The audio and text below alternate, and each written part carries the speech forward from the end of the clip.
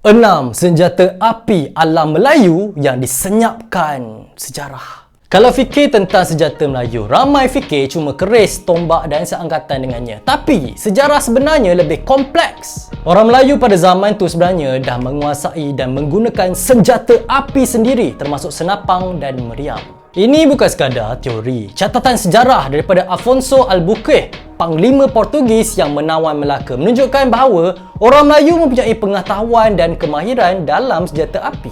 Selama ni kita sering dipengaruhi cerita yang menekankan kepakaran orang Melayu dalam senjata tajam, tapi kurang menekankan kemampuan dalam segi teknologi persenjataan moden pada zaman tu. Selain keris dan senjata tajam, orang Melayu juga menghasilkan senjata api sendiri yang digunakan untuk pertahankan kota, kapal dagang dan sempadan wilayah.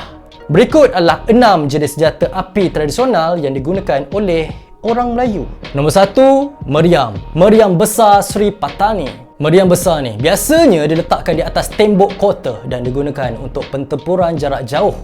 Orang Melayu di Patani terkenal dengan kepakaran mereka dalam menghasilkan meriam bersaiz besar yang digeruni oleh musuh, khususnya Siam, selama lebih daripada 2 abad.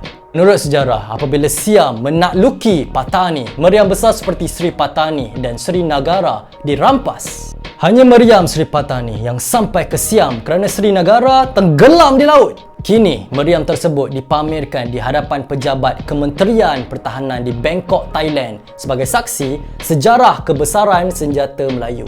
Nombor 2, Lela Naga. Lela atau dalam bahasa Inggeris disebut sebagai swivel gun adalah meriam yang lebih kecil berbanding meriam biasa. Ia diperbuat daripada tembaga dan mempunyai pelbagai saiz. Fungsinya, Lela bersifat mudah alih dan boleh dipasang di atas perahu perang, gajah atau bahkan digunakan di atas benteng. Ciri uniknya, setengah Lela dihias dengan ukiran naga atau simbol tradisional Melayu, menunjukkan bahawa senjata bukan sahaja alat perang tetapi juga karya seni.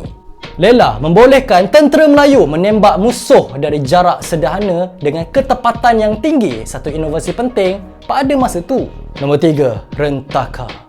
Rentaka ialah versi lebih kecil daripada Lela, biasanya diperbuat daripada besi. Senjata api ringan dan mudah alih ni digunakan dalam peperangan laut dan darat, serta terkenal di kalangan orang Brunei, Moro dan Sulu. Ciri artistiknya, banyak rentaka dihias dengan ukiran pucuk rebung atau motif 3 segi di sepanjang badan hingga ke muncung laras. Dalam catatan penjajah Eropah, senjata ni disebut lantaka, gabungan antara Lela dan rentaka, dan dianggap sebagai senjata Melayu yang sangat efektif untuk pertahanan dan serangan cepat. Nombor 4, Istingga.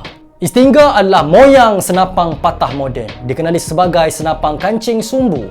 Ciri-cirinya, ia berat dan panjang dengan ruang silinder untuk ubat bedil. Senjata ini digunakan oleh tentera Melayu sejak kurun ke-18 dan menunjukkan pengaruh teknologi Eropah yang telah diadaptasi oleh pandai besi tempatan. Malacca Musket pernah dilelong dengan harga sehingga RM65,000, manakala Malay Musket dilelong dengan harga RM45,000, membuktikan nilai sejarah dan keunikannya. Nombor 5, pemuras. Pemuras adalah senjata api pendek yang boleh dianggap sebagai moyang shotgun moden. Ciri uniknya, hujung pemuras sering diukir menyerupai mulut harimau atau ular tempat dimasukkan peluru timah hitam. Menggunakan kancing Eropah untuk menyalakan serbuk bedil menunjukkan gabungan teknologi tempatan dan asing. Nombor 6, Terakul. Terakul adalah pistol tangan pendek yang popular di kalangan lanon dan pedagang laut Melayu. Ia lebih kecil daripada pemuras, ringan dan mudah dibawa. Menggunakan kancing roda pada awalnya, kemudian digantikan dengan kancing batu api, membolehkan tembakan lebih cepat tanpa perlu menggunakan fuse panjang. Terakul digunakan untuk pertahanan diri jarak dekat dan sebagai senjata utama bagi serangan pantas. Senjata-senjata api ni membuktikan bahawa bangsa Melayu bukan sahaja mahir dalam seni pertukaran besi dan senjata tajam, tetapi juga mampu mengadaptasi teknologi moden untuk kegunaan peperangan. Mereka menggunakan ilmu ni bukan hanya untuk menyerang tetapi juga untuk melindungi tanah air dan perdagangan mereka, menunjukkan bahawa bangsa Melayu sentiasa inovatif dan berdikari dalam bidang ketenteraan.